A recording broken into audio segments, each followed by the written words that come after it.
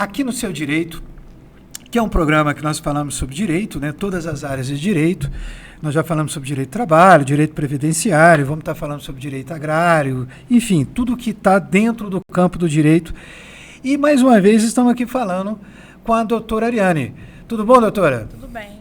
Obrigado por ter vindo mais uma vez aqui no nosso programa e estar respondendo as perguntas que vários dos clientes da senhora e várias pessoas que nos assistem. A dúvida que eu queria tirar da senhora agora é o seguinte. Me parece que hoje em dia o INSS tudo está online, correto? Isso, agora ele está sofrendo uma digitalização. Como assim? Me explica melhor sobre O governo ele tem investido, né, há alguns anos, na digitalização do sistema. Então, a maioria dos requerimentos eles estão sendo feitos de forma online.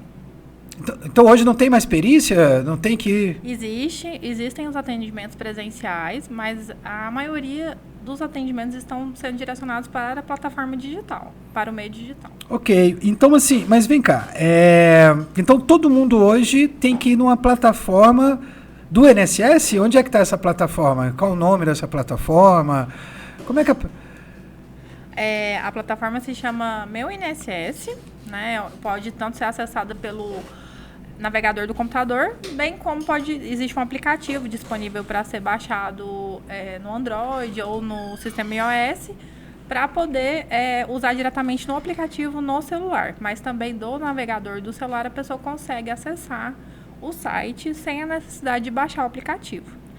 Para ter acesso a esse aplicativo, a pessoa precisa criar uma senha. Esse aplicativo ou a plataforma, né? A pessoa precisa criar uma senha, a senha de acesso inicial, e ele vai ter acesso a várias outras plataformas do governo. Tanto quanto, por exemplo, o CadSUS, a CNH Digital.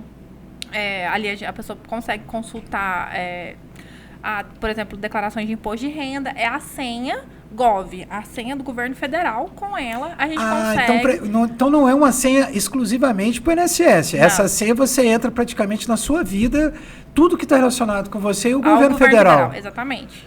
Então, e algumas outras coisas, por exemplo, a CNH Digital, que também é uma questão... Imposto de renda também, a pessoa tem acesso? Isso, porque tem a plataforma da Receita Federal que chama ECAC, que aí ela consegue acessar com a senha Gov também. Um dos meios de acesso é a senha Gov.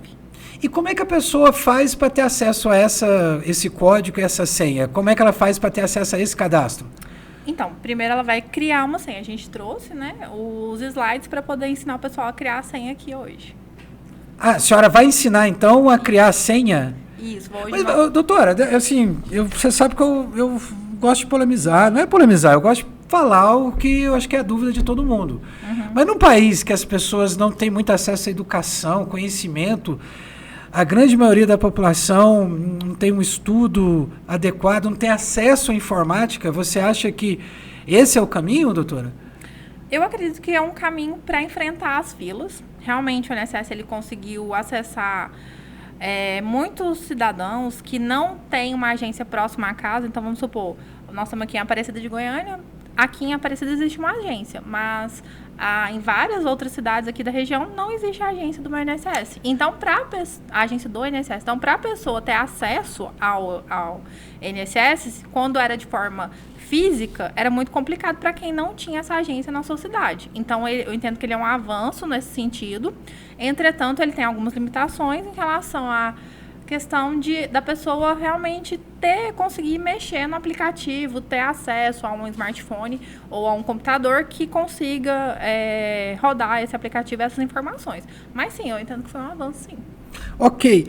Será que a senhora conseguiria, parece que na conversa aí, parece que a senhora já trouxe um material, inclusive, explicando como criar essa conta, que não é só do meu INSS, não é só para a pessoa verificar como é que está a situação dele lá no INSS, se foi deferido, indeferido. Isso. A senhora pode explicar? Seria possível? Será que é... Sim, vamos ver os slides que a gente trouxe, né? Fabrício, coloca aí pra gente aí, já para o pessoal de casa, para a doutora Ariane já explicar como é que faz para ter acesso. E lembrando que nós vamos criar pela plataforma do meu INSS, né? Mas vamos supor, se você for acessar a primeira vez o ECAC, você também vai ser redirecionado. O que é ECAC?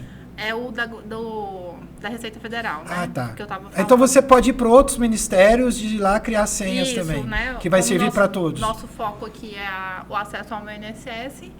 Nós vamos estar pela plataforma do meu INSS. Ok. Então vamos lá, a senhora já quer... Pode ir. Então aqui nós temos como criar a senha do primeiro acesso, certo, gente? Se você já tem a senha, aí seria uma recuperação de senha, não a questão do primeiro acesso.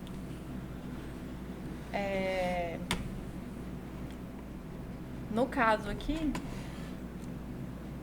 nós temos os slides que eu vou passar aqui, são os prints que eu fiz da criação de uma senha. Então, o primeiro passo, nós vamos digitar aqui no navegador o endereço do meu INSS, que é bem simples, meu.inss.gov.br, ou simplesmente a pessoa pode pesquisar no Google meu INSS, que ele vai te redirecionar para essa página. Então essa é a primeira página que aparece. Exatamente. Ok. Nós vamos entrar aqui na página do meu INSS. Aí aqui, ó, entrar com o GovBR, que é o que eu tava falando, é a senha do Gov, não é a senha do meu INSS. Então nós vamos clicar aqui em cima e ele vai abrir essa abinha aqui pra gente, que é onde o campo que eu vou inserir aqui, o meu CPF, que seria tanto para entrar, criar ou acessar a conta Gov. Então, se eu já tiver a senha, se eu estou entendendo, acho que eu estou entendendo isso. Se eu já tiver a senha, eu digitaria lá meu CPF, continuar, eu já entraria direto no meu INSS. Exatamente. Agora, se eu não tiver a senha, eu também vou digitar o meu CPF, vou clicar e... Continuar, e ele vai te aparecer essa mensagem. Ah, ok. Vamos criar a sua conta Gov, porque você não tem a conta ainda criada. Então, você vai marcar esse quadradinho aqui, falando que você concorda com os termos... né, do meu INSS, clica aqui a confirmação que você é humano, clica em continuar. Ele vai para essa segunda aqui para fazer a confirmação efetivamente. Você vai preencher o que estiver te pedindo, né, que um carro sedã, marca os carros sedãs e vem aqui em verificar. A primeira opção que vai ter para você criar a sua conta no nível ouro, que são 3 níveis de conta, tem um ouro, prata e bronze. E o que quer dizer isso, ouro, prata e bronze? O ouro é o que te dá o acesso ilimitado a todas as plataformas do governo. O bronze, ele já te dá com algumas restrições, e o bronze, você só consegue acessar e fazer alguns requerimentos, né? Mas... para o meu INSS, a senha bronze ela já resolve grande parte da vida do segurado. Doutora, nesse caso aí, por exemplo, a pessoa nunca fez o código, então, qual seria o caminho mais fácil? Se a pessoa tivesse o Internet Bank, ela poderia optar por escolher o banco que ela tem um cadastro aqui e... aí aqui vai ter as orientações, você vai ter que clicar, acessar o Internet Bank e tudo mais. Então, eu vou explicar mesmo como que a gente faz a senha inicial e depois você pode aumentar o nível da sua conta. Eu acho mais fácil criar pelo CPF. Então, sim, só para o pessoal que está em casa entender, o mais fácil, então, seria ele direto lá, tentar de outra forma. Tentar de outra forma. Porque aí depois você consegue aumentar o nível da sua conta, se for o caso, pelo banco. Depois da conta criada. Então, você clicaria aqui em tentar de outra forma e ele vai te pedir a validação dos dados. Aqui você vai validar qual o primeiro nome da sua mãe, qual é o ano do seu nascimento e qual o mês do seu nascimento. Clicando em continuar. Eu queria saber o ano do seu nascimento, mas eu vi que... Mas essa senha aqui não é a minha. Eu sou a mãe, no caso aqui. Entendi. Qual o nome da sua mãe? Entendi. Clicando aqui em preencher os 3 dados, clique em continuar. Ele vai pedir para você confirmar os dados, vai te dar aqui o CPF e o nome completo da pessoa. Aí você vai escrever de novo. Não. Aqui ele já te dá a informação. Tá. Aqui estaria o nome da pessoa, o CPF da pessoa que está criando a senha e o nome completo da pessoa que está criando a senha. Clique em continuar. Aí aqui ele vai pedir para você inserir ou um e-mail ou um telefone. Qual que é o melhor, doutor? Eu prefiro pelo telefone, tanto é que eu marquei aqui. Porque ele já chega o SMS, não é mensagem WhatsApp, gente, é o SMS, com o código. Então a gente clica aqui e clica em continuar. Então eu escolho a opção. Posso escolher a opção de e-mail, mas eu prefiro escolher a de celular. Clico aqui, continuar. Ele vai abrir esse quadradinho aqui embaixo, onde eu vou colocar o telefone que eu vou enviar a senha. Clico em continuar novamente. Então, nesse vermelho aí, no anterior, você optou pelo telefone celular. Chegou aí, você colocou o seu telefone. Quando eu cliquei aqui, ele me dá ele adiciona esse campo na tela. Que está branco. que tá em branco e eu adicionei o meu número de Adicionou celular. o número, apertou continuar. Continuar. Tranquilo. Ele vai me dar essa informação aqui, esse alerta, né? Que informa que esse número que eu adicionei, ele vai ser o meu número de cadastro na conta Gov. Então, é importante a pessoa cadastrar o número dela, para que efetivamente ela tenha acesso. E aí, vamos supor, se eu perdi minha senha, eu precisar recuperar minha conta, eu cadastrei o meu número aqui, então, não um número de terceiro. Então, eu imagino que se eu colocar um número, eu inventar um número, ou colocar o nome de uma pessoa que eu tenho muito pouco contato, o dia que eu tiver a necessidade de recuperar essa conta, eu não vou conseguir recuperar, é isso? E eu também preciso que vai enviar um código aqui, eu preciso ter acesso a esse código. Já agora já vai enviar o código. Quando, aqui ó, ele tá falando, esse número será usado para recuperar a sua senha, bem como para enviar o código. Então, você vai clicar aqui em OK, vai chegar uma mensagem de texto no seu celular, que é um print do celular, ó, em que consta o seu código Gov, aqui, ó. Aqui é o código. Isso aí tá chegando no celular. Você chegou no celular. Aqui você vai lá no SMS e aí vai tá aqui o seu código Gov. Foi enviado. Eu vou copiar esse código e vou inserir aqui o código recebido. Certo? Aquele código que eu peguei aqui no celular. Sim. Vou pegar o código recebido, clicar em continuar. E aí, aqui, eu vou criar a minha senha. Aqui que eu vou criar a minha senha definitiva. Não é aquele código que eu recebi no celular, que lá é somente um código de validação. E pelo, pode falar. Pelo que eu estou vendo ali, ele está falando que essa senha tem que ter de 8 a 70 caracteres, ou seja, de 8 a 70 letras o número, não é? Uhum. Pelo que eu estou entendendo, tem que ter pelo menos uma letra minúscula e pelo menos uma letra maiúscula. Isso. Número e símbolos. Exatamente. Então, aqui um exemplo. Uma letra maiúscula, uma letra minúscula, um caractere especial e um número, no mínimo. E 8 dígitos. Então, aqui você vai criar a sua senha. Aí você escreveu lá, Aquino 16. Então, você colocou uma letra maiúscula, colocou as letras minúsculas, tem menos de... Tem mais de 8 números. Tem mais de 8 caracteres. Menos de 70. E colocou um dos símbolos que está lá embaixo. Isso. E lá embaixo tem que repetir de novo. Igual. Então, essa aqui é a sua senha. Preenchi, clico em continuar. Aí é o que eu falei, criamos a senha, a conta nível bronze, que é a que vai dar Aí acesso. você aperta concluir. Concluir.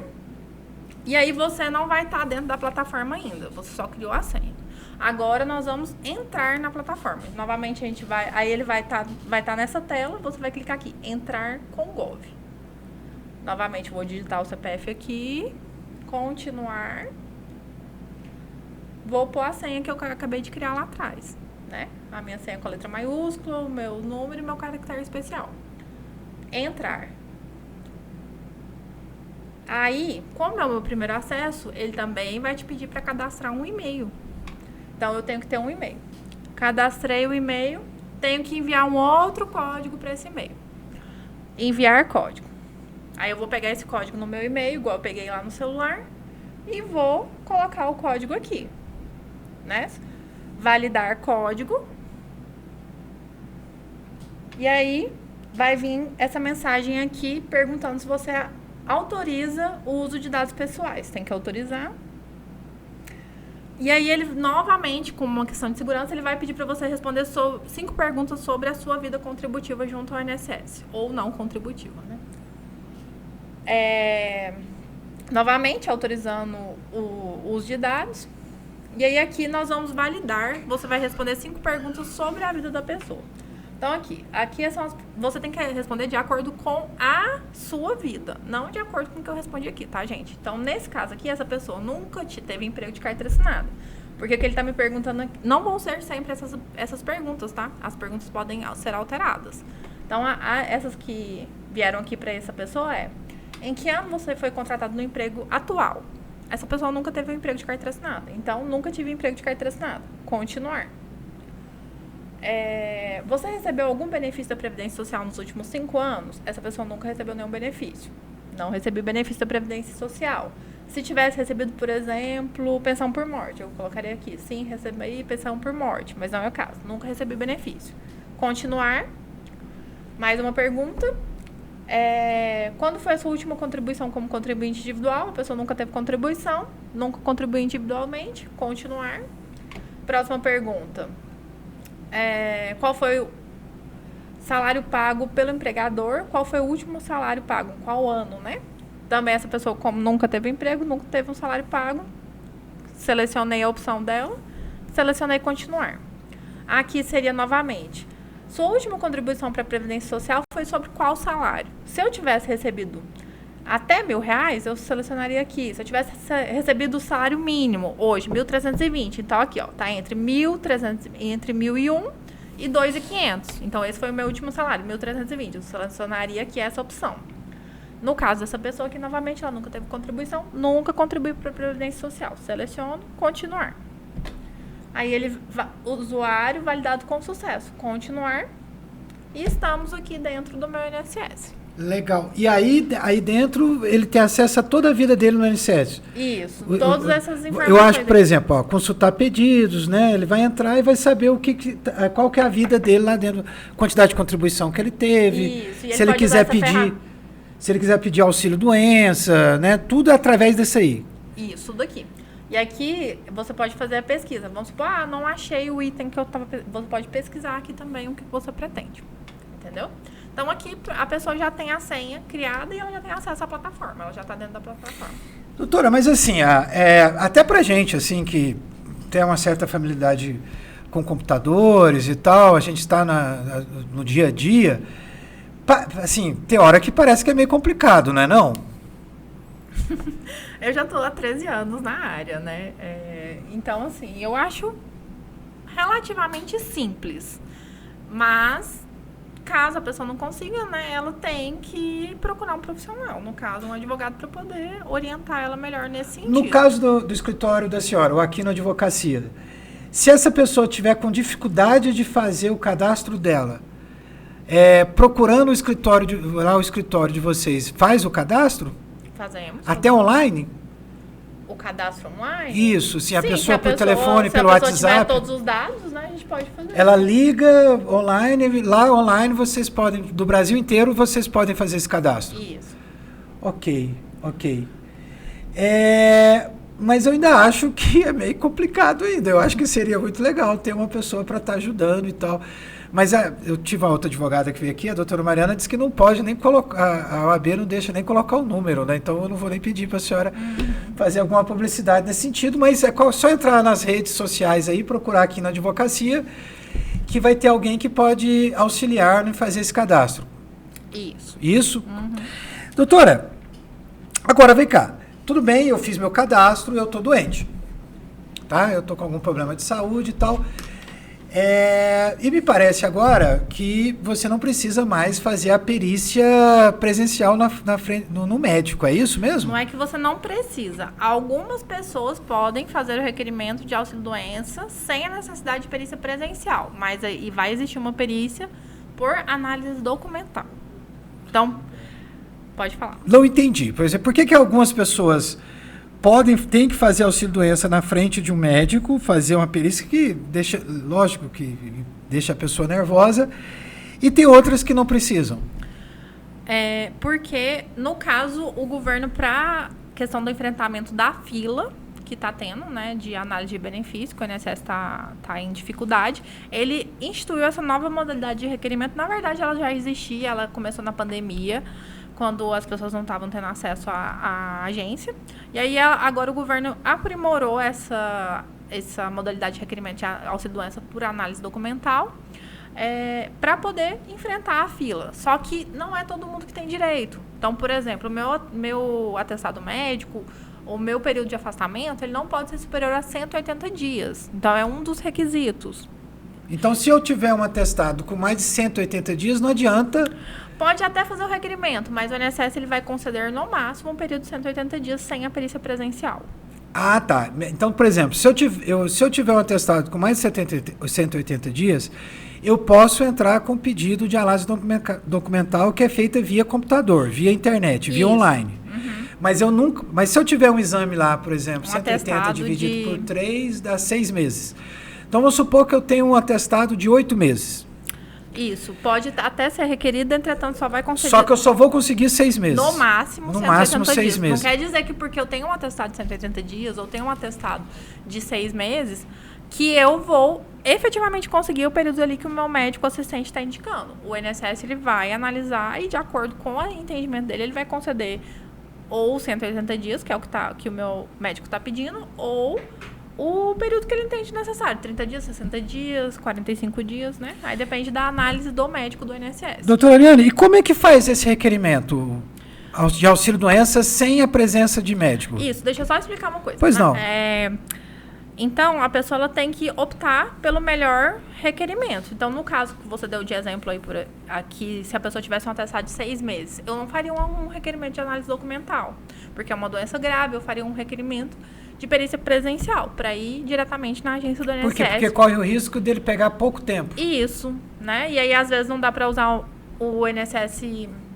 não aceita o mesmo atestado para análise documental, ele fala que já foi usado. Então, para não correr esse risco, no caso dele, eu faria, dessa pessoa, desse exemplo hipotético, eu faria um requerimento presencial. E como é que faz para fazer esse requerimento de auxílio-doença? Então, aí aqui É feita pela empresa? É feito pela pessoa mesmo? Então, quando a pessoa é empregada, né, ela tem opção de... Ela tem opção não. A empresa tem a faculdade de fazer o requerimento para ela, mas ela não é obrigada. Então, a empresa não é obrigada a fazer o requerimento de auxílio-doença para o trabalhador. Ela tem a faculdade de fazer. Então, a gente vê isso muito. Muitas vezes o trabalhador, ele fica aguardando a empresa requerer, a empresa fica aguardando o trabalhador fazer o requerimento e ninguém faz e o trabalhador perde, porque o auxílio-doença ele tem um período que deve ser requerido. Então, ele tem entre o 16º dia de afastamento e o 30º dia de afastamento para requerer o auxílio-doença por análise presencial, tá, gente? Não é a documental, não. Isso aqui é... Se eu for agendar uma perícia administrativa, uma perícia presencial no INSS, eu tenho entre o 16º dia e o 30º dia de afastamento. Não estou entendendo. Por exemplo, vamos supor que eu fiquei doente e estou com um atestado de 30 dias. Uhum. E sou segurado empregado. E eu sou empregado de carteira assinada. De empresa, sem ser de pessoa física. Isso. Uhum. Eu também não sabia disso, eu estou sabendo agora. Mas vamos lá. Eu estou trabalhando numa empresa, peguei um atestado de 30 dias e hoje é dia... Hoje, vamos supor, eu não vou falar o dia que é hoje, mas vamos supor que hoje é dia 20. Uhum. Você pegou o atestado dia 1º, eu peguei um atestado hoje é dia 20, de 30 dias. Então eu teria, vamos supor que hoje é agosto. 20 de agosto, então eu teria até 20 de setembro de atestado, 30 dias. 30 dias, isso. Qual é o prazo que eu tenho? Na verdade até 19, né? Porque agosto é 31. 19. Mas qual que é o prazo que eu tenho para dar entrada? Então, no caso, para dar entrada na perícia presencial do INSS. Isso. Certo? Se você é segurado empregado de pessoa de CNPJ. Não estou falando de quem é empregado doméstico, nem de quem é empregado de pessoa física. Então, se você é empregado de CNPJ não, mas tem CNPJ, por exemplo, mesmo. Não, mas eu estou falando de empresa mesmo. De empresa. Você tem entre o 16º dia de afastamento e o 30º dia de afastamento para fazer o requerimento de auxílio-doença. Caso não seja feito, você perde. Por quê? Porque você perdeu o prazo e vai começar a contar a data do início do benefício do dia que você requerer. Então, se você requerer no 40º dia de afastamento... Não tem mais jeito. Se o seu atestado já venceu, não tem mais jeito. Mas vamos supor que você tivesse um atestado maior, um atestado de 60 dias. Então, ele teria perdido todos esses outros dias anteriores, porque ele não fez dentro do prazo. Então, dentro do meu atestado, eu tenho do 15º dia até o 30º dia para dar entrada. Então, por exemplo, se eu tenho um atestado de 60 dias, qual que é o meu prazo? Se você é segurado empregado e quer agendar uma perícia presencial, entre o 16º dia e o 30º dia de afastamento. Mas eu não tenho 60 dias? Você tem 60 dias de atestado, mas para fazer o agendamento, a lei fala que é a partir do 16º dia de afastamento até o 30º dia de afastamento da empresa. Sim, vê se eu estou entendendo. Agora eu consegui entender. Porque é o seguinte, quando você fica doente, os 15 primeiros dias, quem paga é a empresa. Isso.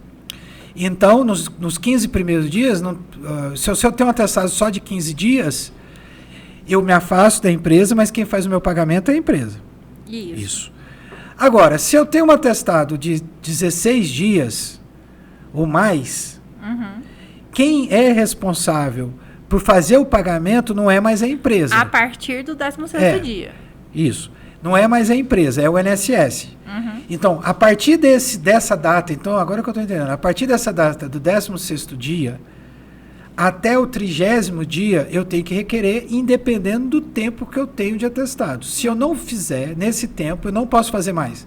Sem hipótese nenhuma. Pode fazer, entretanto, você vai perder para receber desde o 16º dia, né? Você vai receber somente a partir do dia que você agendar. Então, vamos supor, se você afastou dia 1º de agosto, dia 16 de agosto começou o seu prazo para poder fazer o requerimento de auxílio-doença. Até dia 30 de agosto é o seu prazo. Você vai receber desde o 16º dia de afastamento da empresa. Então, quanto mais tempo eu demoro para dar entrada, eu vou perder dinheiro.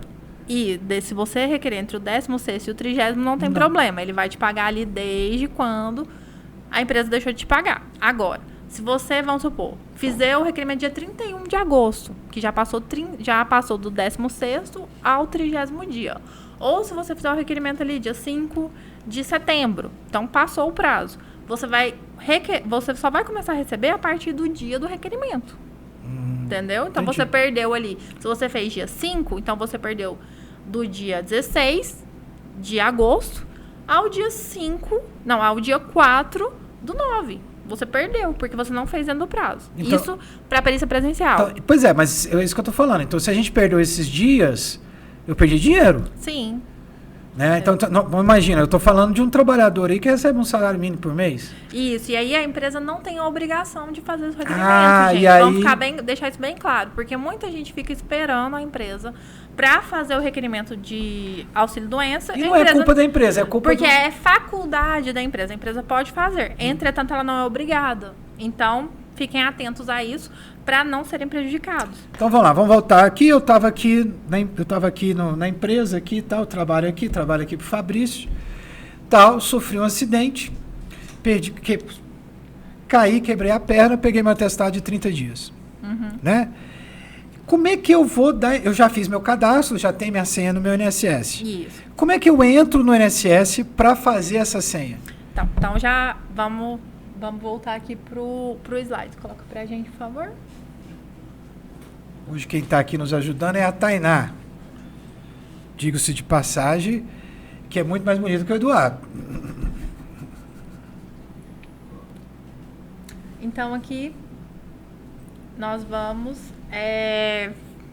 Aqui temos os slides para como fazer o requerimento de auxílio-doença no meu INSS, análise documental, certo?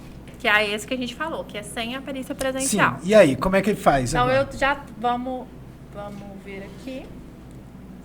Eu já estou logada no meu INSS, igual eu ensinei que na primeira parte já ensinou, eu já entrei, já botei meu CPF, botei a senha.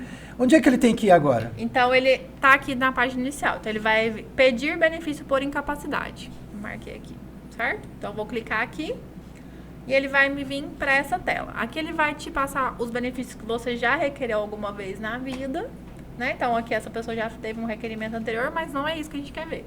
A gente quer um novo requerimento. Então, eu venho aqui, novo requerimento. E aí, eu vou ter as opções aqui para dentro dos benefícios por incapacidade, o que eu quero agendar. Doutora, dá para explicar um item por item aí? Então, vamos lá. Esse primeiro aqui é o análise documental, vou pular ele, que é o que a gente vai fazer, certo?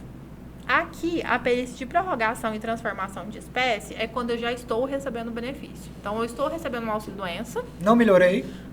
Não melhorei. Então, vamos supor, meu auxílio-doença vai até dia 30 agora. Qual que é o meu prazo para agendar? Isso, perícia presencial, tá? Não serve para análise documental. A análise documental não permite prorrogação. Mas na perícia presencial do auxílio-doença, Ou seja, isso aí é na frente do médico, do perito. Então, eu tenho um benefício que vai até dia 30. Então, novamente o prazo de 15 dias. 15 dias antes de encerrar o benefício, eu tenho um prazo para poder requerer a perícia de prorrogação presencial junto ao INSS. Para continuar recebendo. Para continuar recebendo. E aí ele vai ter que passar para outra perícia judicial? Uma outra perícia médica? Tem casos que o INSS está concedendo prorrogação automática, que ele concede aí mais 30 dias, 60 dias de forma automática. Mas a maioria dos casos ele agenda uma perícia presencial para a pessoa comparecer. Ok. Certo?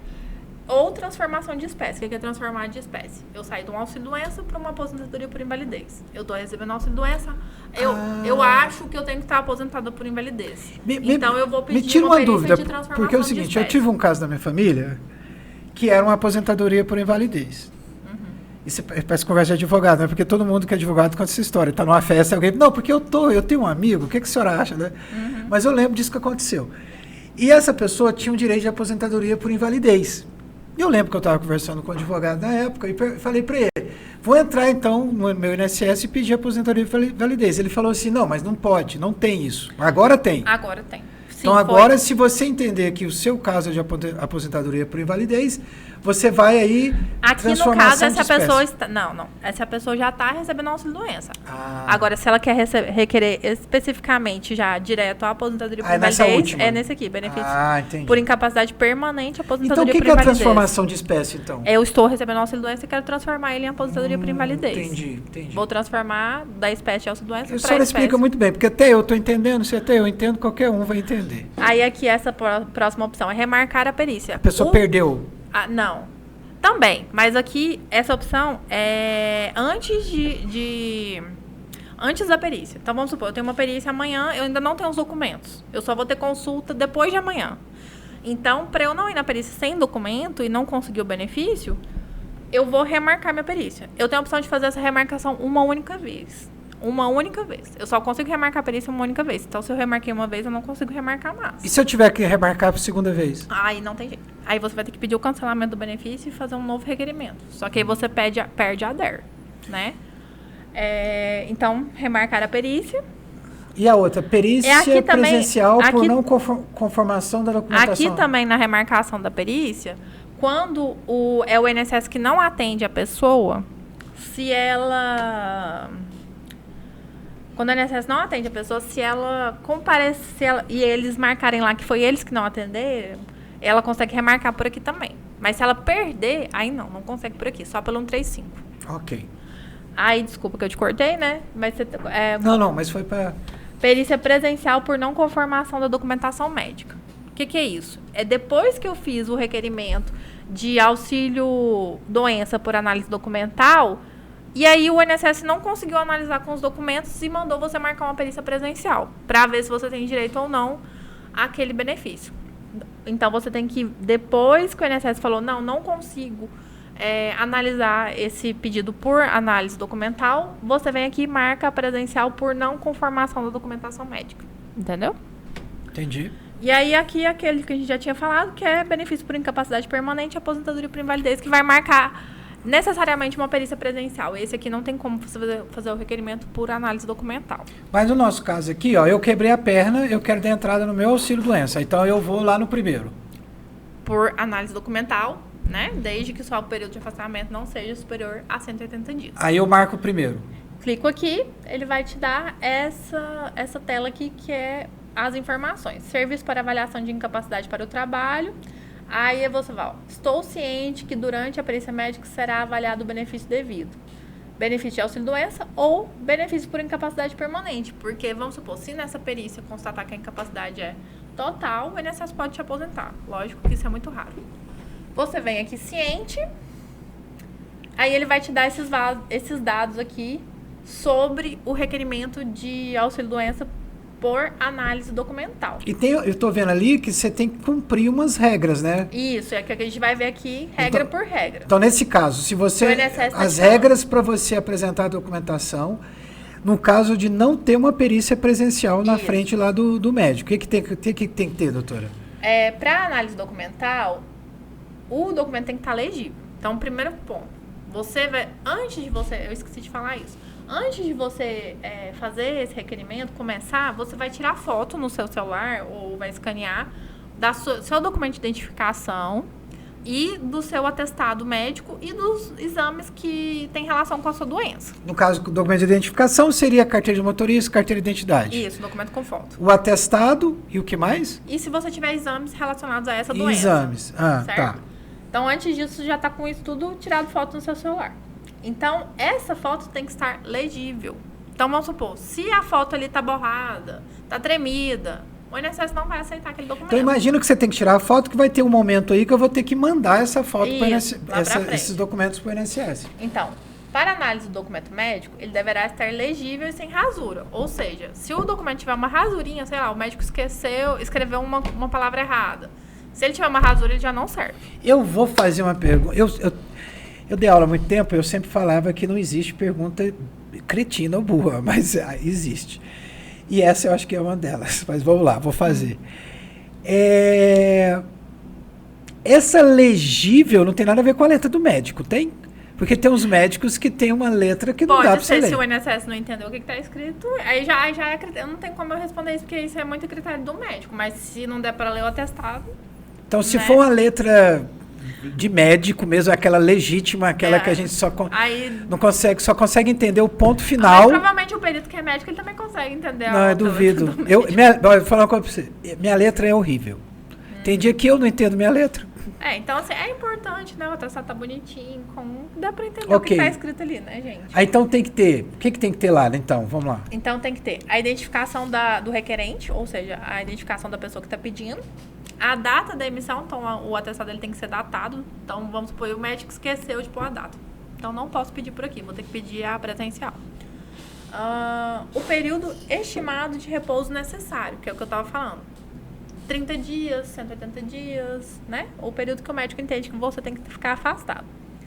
Esse médico, ele tem que colocar, ele tem que assinar, carimbar, e esse carimbo tem que ter o CRM, que é ou o CRO, que é o RMS, que é o número de identificação do profissional. Deixa eu perguntar outra coisa para a senhora. Ali eu acho que CRM é médico, CRO deve ser dentista... E cabe também atestado psicólogo, fisioterapeuta? Geralmente a gente usa mais para complementar. Não para poder... Ser o documento principal para dar o auxílio-doença, não é isso? E ali embaixo, doutora, está lá, informe sobre a doença ou CID. Isso, tem que constar informações sobre a doença ou CID. Tem ali, que ter nome... ali não é ou. É ou. Mas eu já de preferência, eu prefiro que tenha o CID. Mas eu já vi casos no INSS, pessoas que a gente entrevista aqui, vai ver no dia a dia, que o INSS negou porque tinha o nome da doença, mas não tinha o CID. Então é ilegal?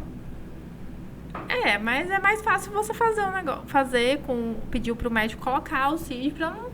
Porque a sua intenção é ter o benefício. E o que é o CID, para o pessoal entender? É o Código Internacional de Doenças. É o número que está lá que fala qual que é a doença que a pessoa tem. Né? Então, vamos supor, F31, esquizofrenia, tal. Exemplo, então, se estiver lá, aí o médico vai escrever lá, esquizofrenia, CID, F31. Ou somente pôr o CID. Ou só botar o CID. Certo. Então, esses documentos devem ser... Atenção, os documentos devem ser anexados, né? Todos os documentos médicos relacionados a esse período de afastamento, que é o que eu estava falando. Os exames, se tu estiver tomando remédio também pode colocar as receitas, mas o documento principal é o atestado. E lá também está falando, o período máximo de afastamento permitido é 180 dias, não é? Você pode botar ali a seta só para o pessoal de casa assistir. O período máximo de afastamento é 180 dias.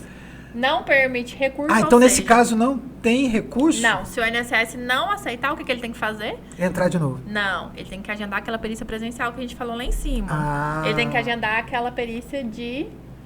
O INSS não aceitou. Isso, vamos achar aqui. Perícia presencial por não conformação da documentação médica. Entendi. Entendeu? Se o INSS negou, mas não é o caso. Né? Então aqui estão as informações. Então, ele não permite recurso. Então, se for negado, ele tem que agendar aquela perícia presencial. Não permite restabelecimento do benefício anterior. O que é isso? Que às vezes acontece. Eu recebi um benefício por um tempo. Eu vou lá, faço a perícia presencial. O médico vê... Eu faço um novo requerimento de auxílio-doença. E aí, na perícia presencial, o médico vê que eu continuo doente com a mesma doença desde aquele outro atestado. O INSS não concede esse benefício aqui que eu pedi de novo. Ele restabelece o benefício anterior. Então, é isso que ele está falando. Então, ele vai pegar lá todo o período que você ficou afastado. Na análise documental, ele não permite isso. Ela é mais seca. Ela é realmente para poder... Emergencial. Né? Emergencial mesmo. Não cabe prorrogação. Ou seja, foi concedido ali eu tinha um atestado de 180 dias. O INSS só me deu 30. Eu não posso pedir a prorrogação desse benefício. Eu tenho que fazer um novo requerimento. Entendeu? Caso a incapacidade permaneça, você poderá pedir novamente esse benefício por análise documental no prazo de 15 dias após a última análise realizada. Não é o dia que eu requeri, tá, gente? É o dia que o INSS concluiu, o dia que o INSS me deu a resposta. Então, desse período, 15 dias após, eu posso fazer um novo requerimento de análise documental. Isso aí que eu não entendo, porque é o seguinte, em cima ele fala que não cabe prorrogação, lá embaixo ele fala que cabe benefício... você pode pedir novamente o benefício. Isso, mas é porque é um novo requerimento. Ah, tá. Vai gerar um novo número de benefício, um novo requerimento no sistema do INSS, tudo novo requerimento. Entendi. Além disso, a análise documental, né, não pode ser feita no caso de acidente de trabalho. Nem acidente de percurso, né? Acidente de trabalho por direito trabalhista é a mesma coisa que acidente de trabalho por direito previdenciário? Sim. É a mesma coisa? É um acidente que é relacionado ao trabalho. Pois é, mas, por exemplo, se eu estou trabalhando lá em casa e perco um dedo e perco a capacidade de ser um Mas você está marceneiro, trabalhando em casa, não é um acidente de trabalho. então isso não é um acidente de trabalho. Não é caracterizado como acidente de trabalho. Não. Porque ele não afeta a minha capacidade laborativa. Acidente de trabalho é quando a pessoa é segurado empregado. Vamos lá, pro INSS, o que serve? Porque você é autônomo, sofreu um acidente de trabalho, mas pro INSS isso é irrelevante, porque você é autônomo. Então, se você é empregado, você sofre um acidente de trabalho, você não pode, foi emitido o CAT, né? A empresa tem que ter emitido a CAT, que é o comunicado de acidente de trabalho.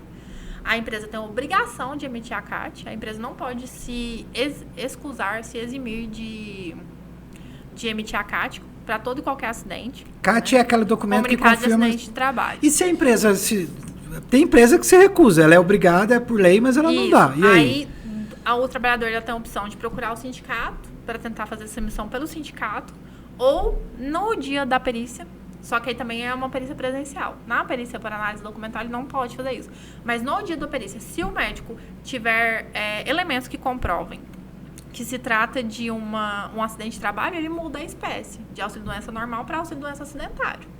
Vamos usar o se, né? Tem um amigo meu que fala, se minha avó fosse virgem, eu não teria nascido, né? Mas vamos usar o se. Mas eu já vi várias vezes, né? Mas se o INSS, se a empresa não dá o CAT e o sindicato não dá o CAT, e aí? Como é que fica a situação do trabalhador? Aí, se a pessoa tiver elementos que comprovem efetivamente por exemplo, era um acidente de percurso, o bombeiro me pegou, a ambulância acidente de do percurso bombeiro. É o acidente que a pessoa está indo para o trabalho. Isso, sofreu um acidente de percurso, o bombeiro me pegou. E aí, ali o bombeiro às vezes coloca na ocorrência, acidente de percurso, ou estava se deslocando para o trabalho, isso é uma prova.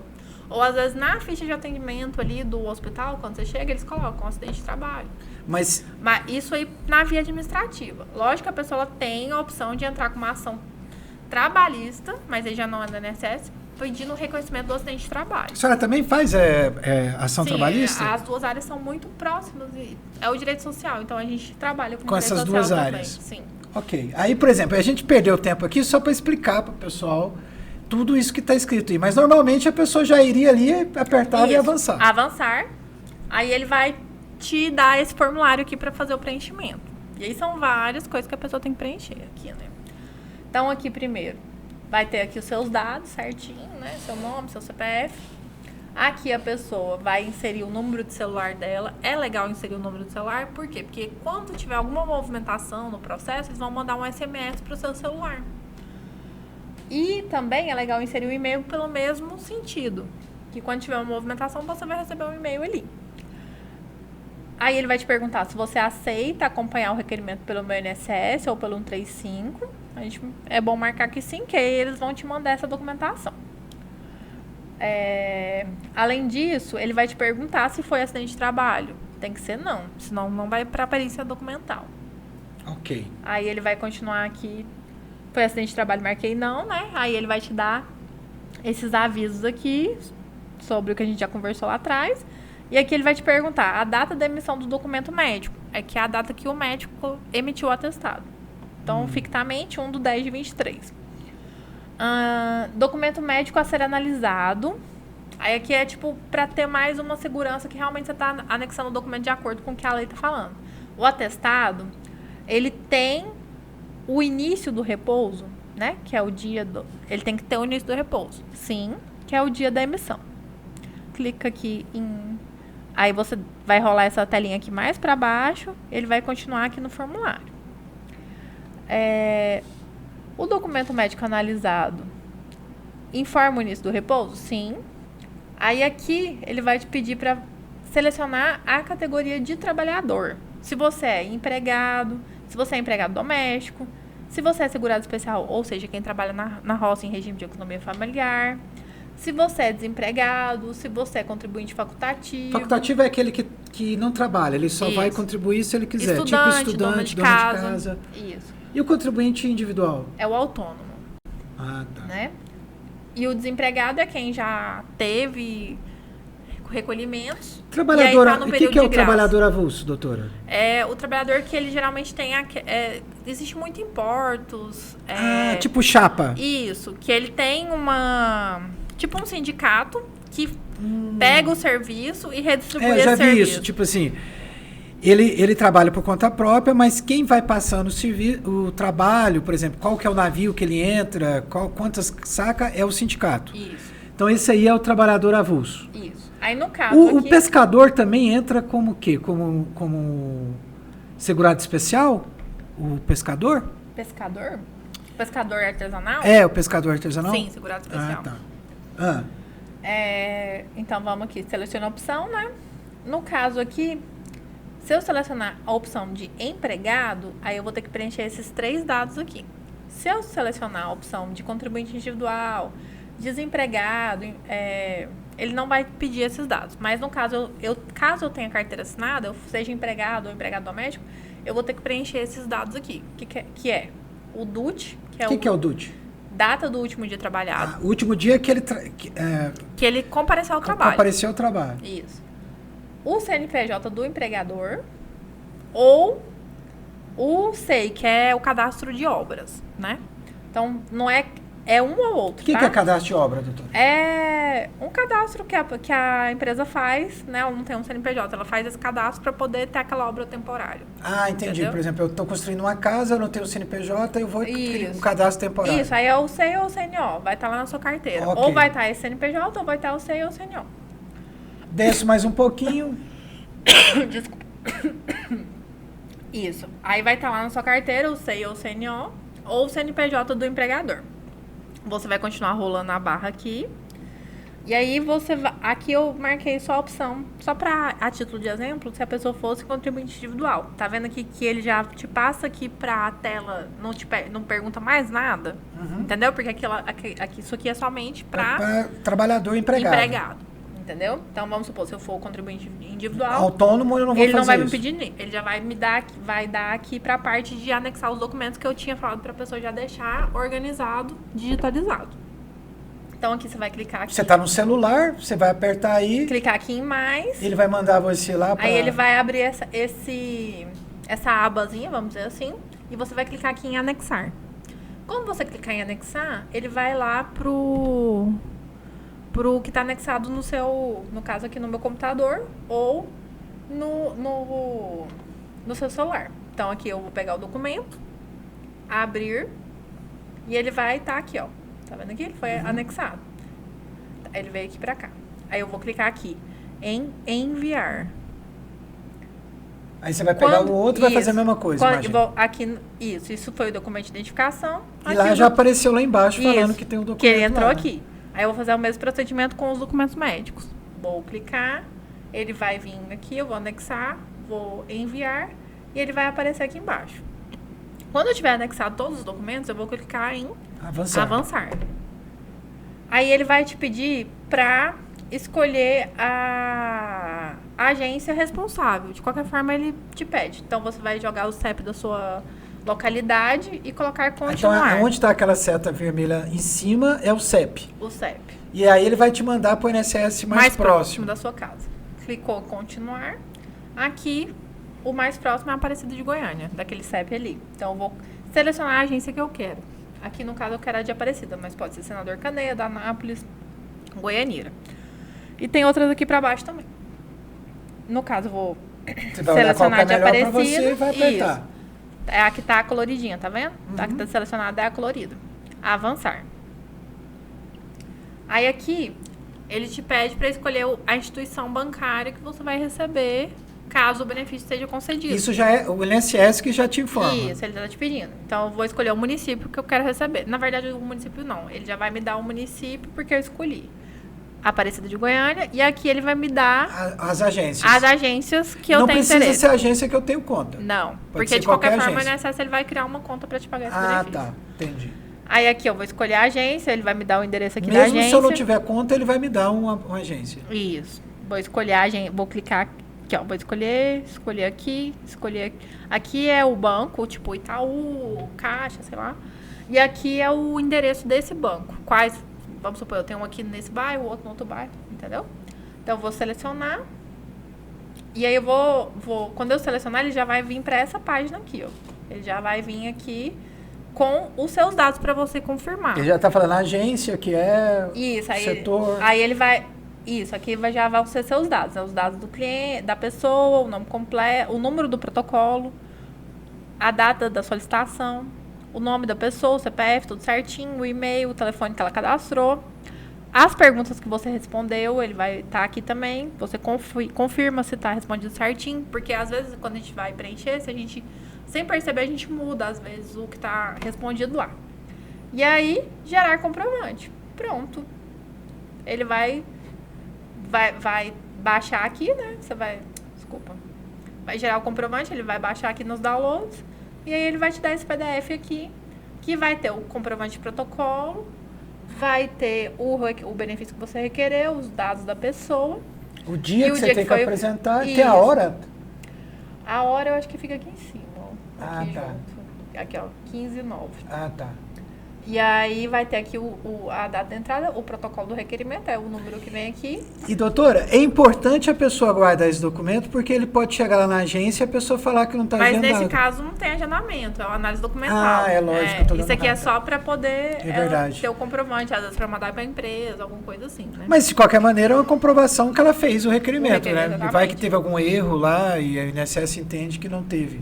Né? Isso pode servir para prova, até para um processo judicial. Isso. Não é isso? E a pessoa achou muito complicado fazer tudo isso.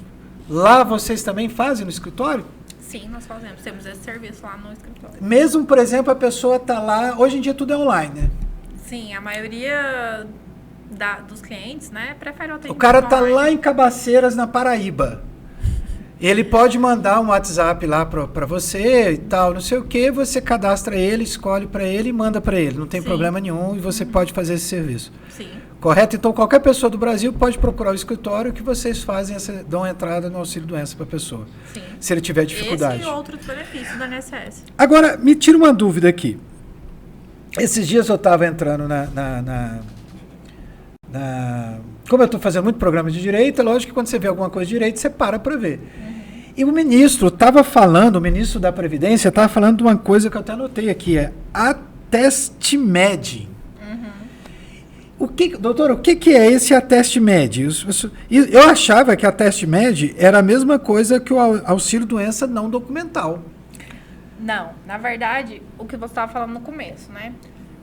Quando a pessoa não tem acesso, eu quero fazer um pedido de análise documental, não quero esperar para fazer um perício presencial, que vai sair daqui 6 meses. Eu tenho um atestado de 30 dias, mas eu não consigo efetivamente acessar o aplicativo. Eu não dou conta. Eu não tenho celular. Eu não tenho celular, minha internet não presta. Meu celular não tem câmera, sei lá, enfim. Não consigo. Na minha cidade tem o INSS. O INSS lançou agora, sem necessidade de agendamento, a pessoa comparece diretamente. Ah, que legal. Comparece diretamente à agência do INSS, com sua documentação pessoal, carteira de trabalho e a documentação médica. Atestado e exames. Isso, a documentação médica.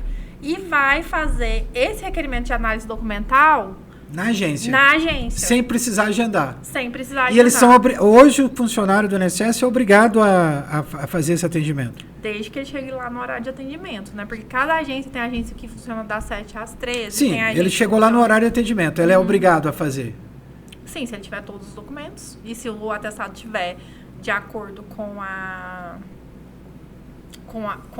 que a lei determina, né? Sim, o servidor ele tem que fazer o requerimento. Inclusive, eu vi o ministro também falando que parece que tinha 40% dos funcionários do INSS estavam trabalhando ainda em home office.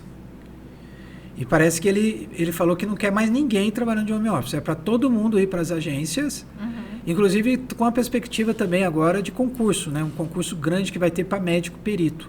A senhora acha que isso vai melhorar a situação hoje de atendimento das pessoas do INSS? Hoje a gente não vê fila, né? Porque eu sou um pouquinho mais velho que a senhora, digamos aí, uns 25, 30 anos. Mas assim... antigamente a gente via aquelas filas, não era nem INSS, antigamente era o INAMPS. Aí você passava, tinha aquelas filas, assim, o pessoal dormia na fila, pra você ver como é que era a coisa. Hoje você não vê isso. A fila online, né? Mas não quer dizer que não tenha fila, né? Parece que a fila hoje tá coisas de milhões. Não tenho dados aqui, mas é mais de milhões. Lá no escritório, como é que tá? Assim, tá demorando muito tempo? Você agenda um auxílio-doença hoje... Aqui em Aparecida, nós estamos falando de Aparecida, o pessoal que está em casa, Aparecida é a região metropolitana de Goiânia, fica do lado de Goiânia. Análise documental ou presencial? Documental. Porque a fila da análise documental é nacional, ela não é regional. Pois é, essa fila nacional, então, documental, hoje, você sabe mais ou menos quanto tempo é? Em média, olha, pior que não existe uma regra, uma lógica, mas em média é de 30 a 40 dias mais ou menos para a INSS analisar. Analisar, dar resposta já? 30, então tá rápido. Mas justamente a análise documental é para andar. Né? Beleza. E a não documental, a médica? Então, por exemplo, se eu agendar hoje, nós estamos em 20 de outubro. Se eu for agendar para Aparecida, vai ser para o mês 4 de 2024. Se eu for agendar... A presencial? A presencial. Se eu for Só ano que vem? Isso, no mês 4, não é em janeiro. Não, peraí, em abril. Isso, mês 4, então é daqui 6 meses. Agora, por exemplo, se eu quiser agendar em uma agência de Goiânia, que tem mais agências... Doutora, me fala o seguinte, eu tô doente. Fiz uma análise, fiz um requerimento desse. E nesse meio termo, por exemplo, eu quebrei a perna, minha perna já melhorou. Quando eu vou lá pro médico, eu não tô mais com a perna quebrada. E aí? Aí você vai levar a documentação médica que comprova.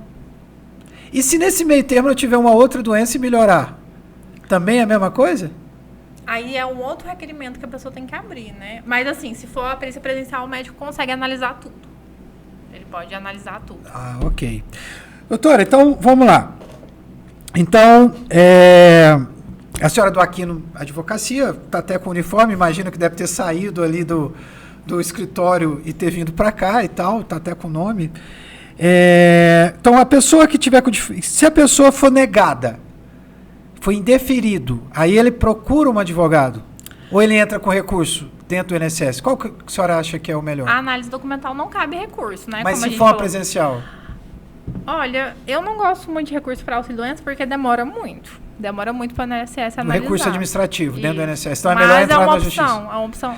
Aí, por exemplo... Ela, no caso, tem que analisar caso a caso. Mas, por exemplo... eu entendo que a pessoa tem que procurar um advogado para analisar isso. Análise documental, ele foi indeferido. Ele já não pode entrar direto, pedir direto na justiça? Na justiça? Não, ele tem que marcar aquela perícia presencial. Então para ele entrar na documentação médica. De qualquer maneira, ele vai ter que entrar, fazer uma perícia médica? Isso eu entendo que ele tem que procurar um advogado para ele analisar o caso da pessoa. Não dá para falar de forma genérica. Tem entendi. caso que dá então tem que ser um advogado, vai ter que analisar. Porque ficou uma coisa quase inviável, então.